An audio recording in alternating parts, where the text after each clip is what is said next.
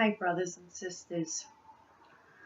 I'm here now to share my testimony in front of you and the world of my dirt, my filth, and my shame. My testimony for these things I am not proud of. A lot of things have happened in my life. Like all of us, I am no different than any of yous. Where do I begin? I had a family when I was little. My mom, my dad, and my brother, my younger brother. And it was good, as I knew it to be. My parents over time ended up getting separated and getting divorced. I was my dad's girl. I was daddy's little girl. I always wanted to make my dad happy. Look, daddy, I got straight A's. Look, daddy, I brushed my teeth. My dad was everything to me. My mom was a different case. Nothing I did right was in my mom's and my mother's eyes were right. She told me almost daily she hated me. Called me things like Little Miss Muffet, a pill. I was a liar. Many, many things. After my parents' separation, my dad wasn't there anymore for me. My joy was gone. And it was just me and Mom and my little brother. My mother was physically and emotionally abusive to me. And my protector, my dad, was gone. Me and my mother had many battles, and a lot of them I deserved. After my dad left, I started smoking cigarettes. He had liquor underneath the kitchen sink, and my mother worked nights Monday through Friday, 5:30 to 2:30 in the morning. So needless to say, my house was the party house. I started drinking my father's booze, such as Dewar's, JB, vodka, many others. And as the bottles went down, I started filling them up with water so my mother wouldn't know. One day those bottles were gone. My mother must have caught on. From that, I started smoking pot. I started doing pills, such as tea, yellow double barrel, mescaline, microdot. That brought laughter to me. Tea would just numb me.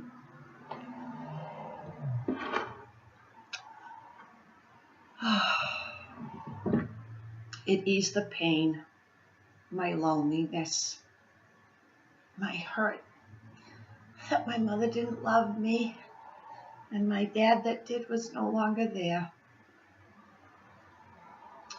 Years went on and cocaine came into the picture, and I would do lines along with everything else. It made me feel good. My friends became my family for, I'd say maybe about the time I started 14, 15. My mother would start kicking me out of the house. Sometimes for good reason, others for none. She thought I was having sex when I was still a virgin. It didn't matter what I told her. I was always a liar. I could never make her happy. She hated me. And I forgive her. I'm sure, I have no doubt, that my mother's pain came from her testimony, from her life that she lived.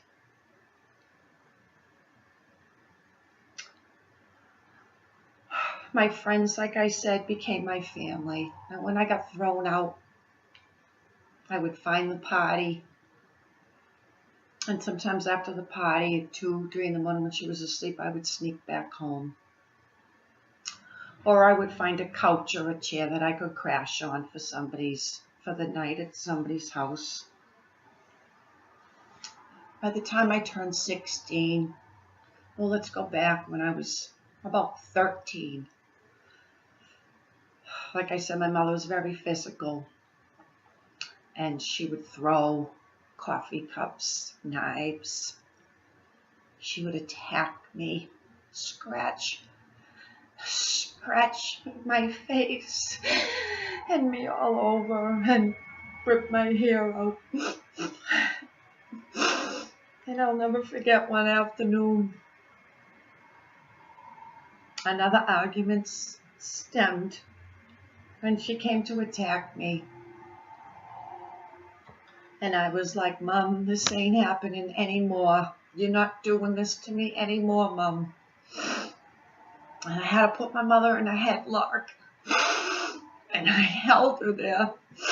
And then I had to pin my mother on the floor and put my knees on her shoulders to hold her down. And I wouldn't let her up till she calmed down. I just wanted it to stop.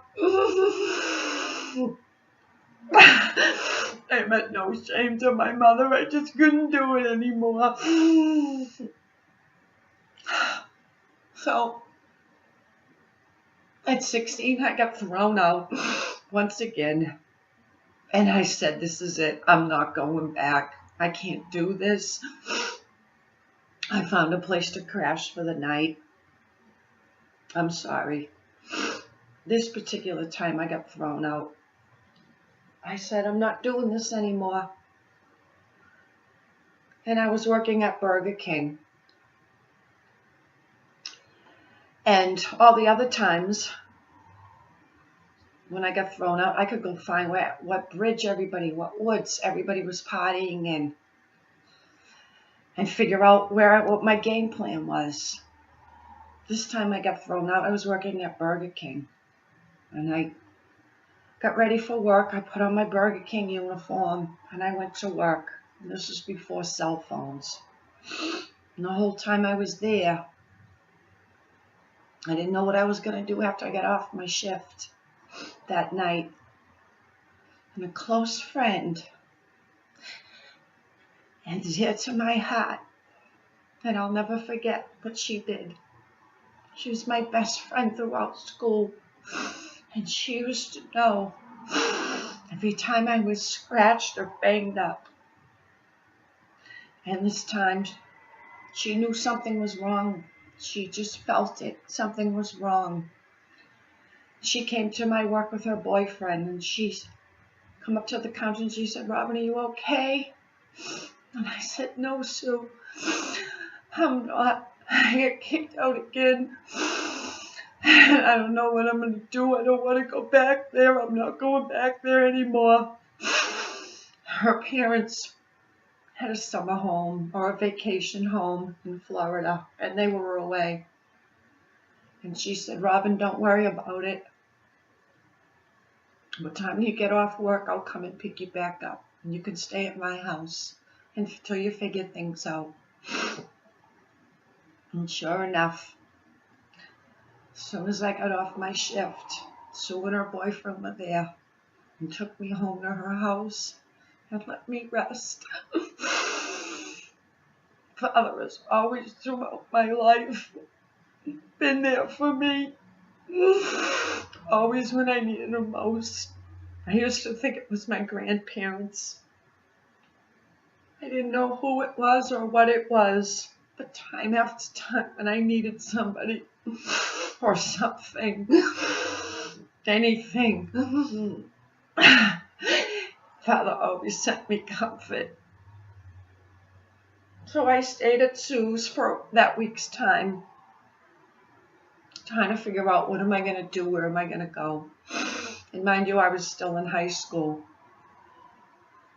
My mother always used to tell me just for me to quit school and get a job to help her. I was only a little kid. Only a little kid. Anyways, I apologize for I'm all over the place. So, while I was with Sue, I thought of my neighbor growing up. She was older now and had an apartment over by the park where we used to hang out and smoke pot and drink and drug and all that we were doing and play horseshoes. And I thought of her. She had just broken up with, and Coke was in the picture too. Don't want to forget. And I went to Sue, two Sues, and her and her husband had separated and she had a small child. And I asked Sue, can I come live with you? She knew my mother. It was a four-family.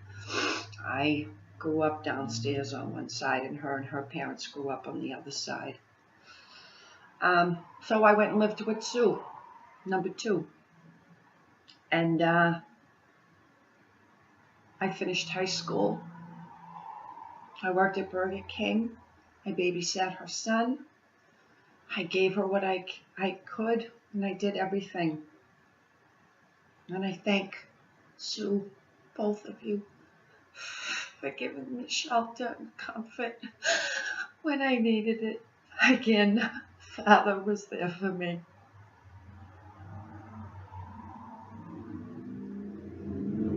Years moved on, relationships came and went. I always had a steady boyfriend. I was never one to date this one or date that one. Pretty much once I went on a date with one, he was my boyfriend and I would be with him for years. I had my first son when I was 25 years old, Brendan.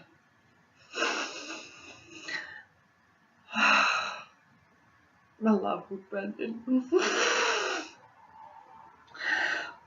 Me and his dad, another failed relationship. And I left him. And I went back to study the Bible because to the Jehovah's Witness, I forgot to mention that part. When I was about 13, 14, Jehovah's Witnesses came and knocked on my door. And days before that, me and my friends, when we were all stoned, were asking questions that didn't make sense in the Bible. A couple days after that, two Jehovah's Witnesses showed up at my door. My mother was in the bathtub. Me and Sheila answered the door. We tried to stump the Jehovah's Witness. My mother asked who it was. I told her. She told me to have them wait because she wanted to talk to him. So from that day forward, I went from no religion to Jehovah's Witness at the Kingdom Hall. We would go 2 times a week to the Kingdom Hall, 2 hours a shot, and then we had Bible study that we would go to a woman's house and Bible study at my house. I never wore a dress. I looked awkward in a dress. And I would come home from the park and being stoned out of my mind, throw my church dress on with my Bible and walk out, and all my friends would be out there. My mother would scream and beat and swat me as we were driving there and yell and scream at me. And the minute we pulled into the parking lot, it was okay. Put the pretend face, everything's good on. But she did what was right for her. So, moving again forward, when I left Brendan's father, I went back to the Jehovah's Witness. I had prayed to Jehovah. Jehovah, how am I going to raise my baby all alone? Help me. The next morning, 2 Jehovah's Witnesses were at my door, and I started studying. Back to the Kingdom Hall.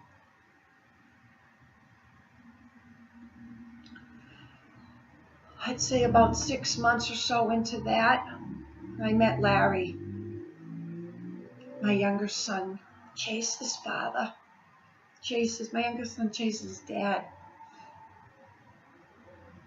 He also was my oldest son, Brendan's dad. For his dad and father didn't want anything to do with his own son. I hope this is making sense to you all. While I was with Larry, I got introduced to crack cocaine. I was about 26, maybe turned 27.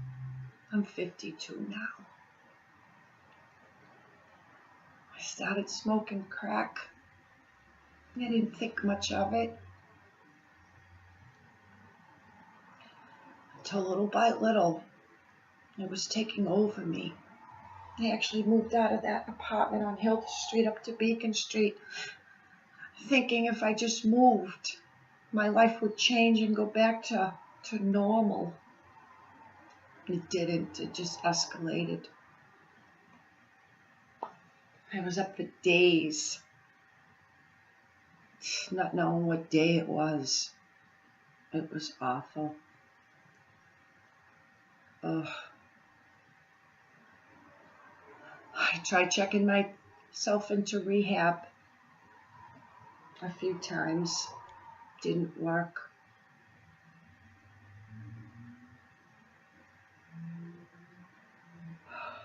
Anyways, Father, clear my thoughts. When I was 32, me and Larry had our son Chase. I love you, Chase. You are my heart. All that I said that I would never do, I found myself doing. Oh, Chase, when I was pregnant with you, I smoked crack cocaine more than once. And every time I did, I would cry to Jehovah. That's all I knew at the time. To forgive me and to not let my sins fall upon my unborn baby. And I prayed that Joyce would come out healthy and alive. My shame.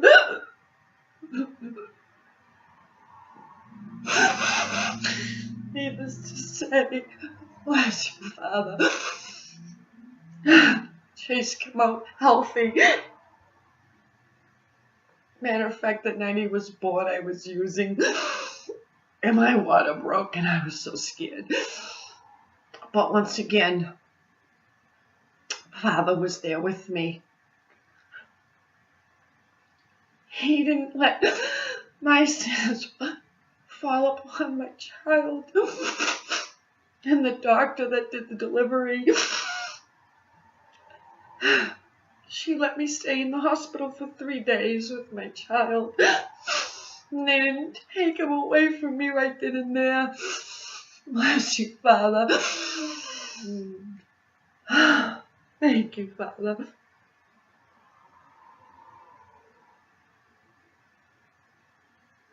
Once again, I went in rehab, acupuncture,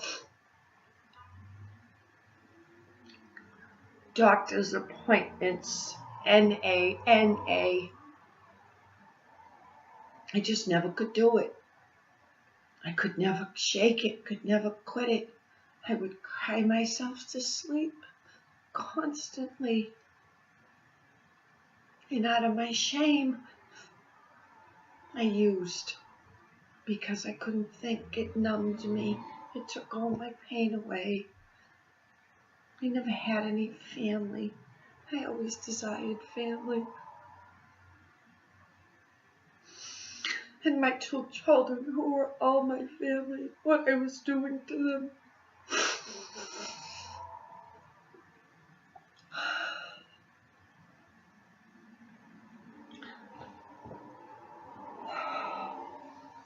My children were taken away from me. One day, a DSS caseworker I was a knock on my door, and a neighbor had called to report me, and the caseworker come in, and we sat down and we talked, and I wanted to be healed. I desired to be healed. Fix me. I was honest with her. I told her my struggle. In that conversation, she told me to go down to the office location and bring Chase and Brendan with me. And I did. I listened. I didn't know I was setting myself up to give my children away. I was deceived. I thought I was doing the right thing. I was asking for help. It broke my heart when they took my children and I couldn't go near them, and I was crying and freaking, and they said, "You better stop or you won't see them." How I calmed myself and pretended everything was okay for my children, for my mistake. Once again, Father was with me, that helper, protector. My children, the first night, got to stay with this really nice woman. I don't know what her name is, but I thank her because my children could have ended up with God knows who. And she was nice to them, and she comforted them, and my boys got to stay together rather than be separated. By morning, the next following day, Larry had his sister, Auntie Cindy, came. She went to the office, and she took my two children into her home so they wouldn't have to go into foster care while I tried to fix myself. They found out that Brendan wasn't blood, and Auntie Cindy, thank you, took a special course, a foster care parenting course of some sort, so that she could have Brendan also in her home, because she wasn't family, she wasn't blood, even though that was the only family Brendan ever knew. For 3 months, my court case kept getting postponed because it was winter and there was always one snowstorm every time that there was a scheduled appointment. There was one snowstorm after another. So 3 months came. During this time, I went to every meeting, every class, everything I could do, everything the caseworker wanted me to do, and more. I wanted my children home. More than anything, I wanted to be well.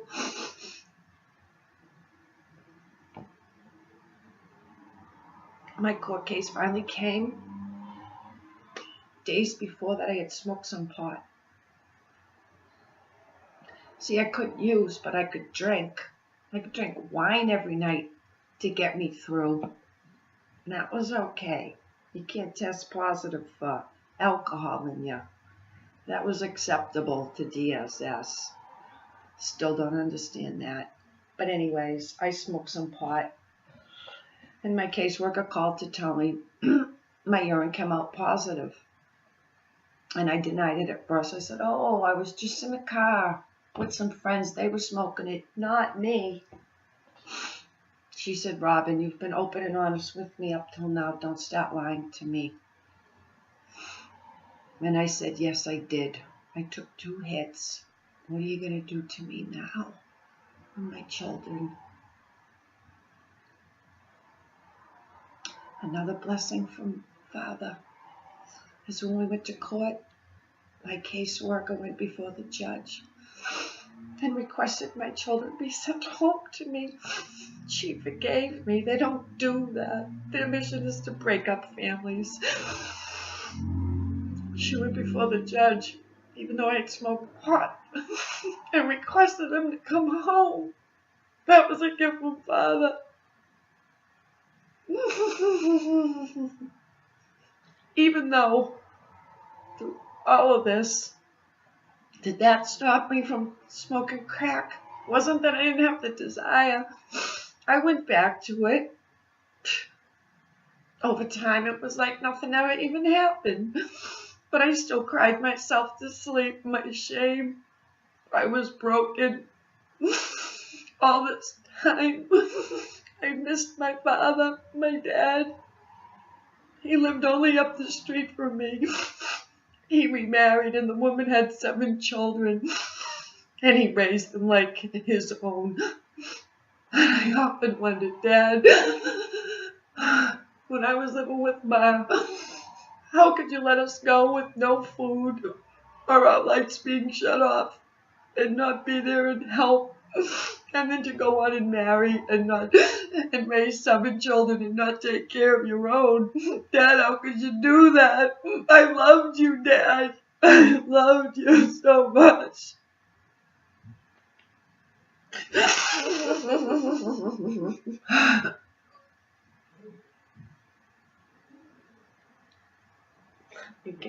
Regain my thought. So again, I tried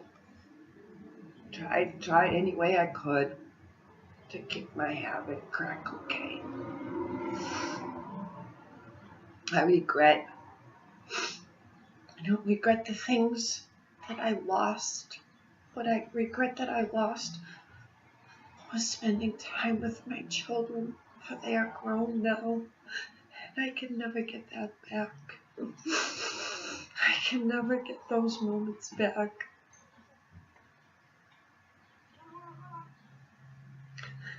It was my addiction. It was my brokenness. It was never that I didn't love you guys, Brendan and Chase. It was never that I didn't love you.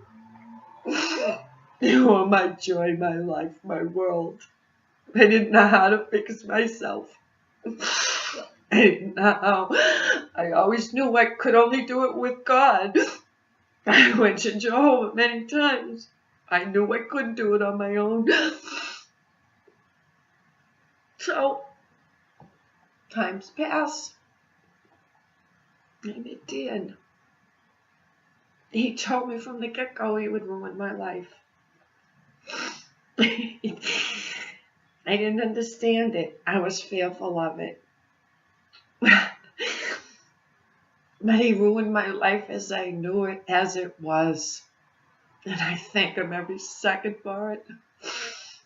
He waited patiently for 3 years while I was in and out of my bedroom between hits. Or doing it 2 in the morning run because I still had some cash left in my pocket. It was still early enough for me to do one more bag. He never judged me, yelled at me. He was patient and understanding, for he knew. He learned through his life. There was nothing he could do. I thank you, Dan, for being so patient with me. I told Dan, I used to pray to Jehovah when I was coming down pretty much every night or early morning for God to send me a man who understood the struggle with drugs, but I didn't want him to use it. I didn't want another boyfriend who was a druggie or a drug dealer or an alcoholic or this or that. I wanted somebody who understood, who I could be honest with. I wanted a man of God, who loved God, religion, the truth. And Father sent him to me. He ruined my life, he did.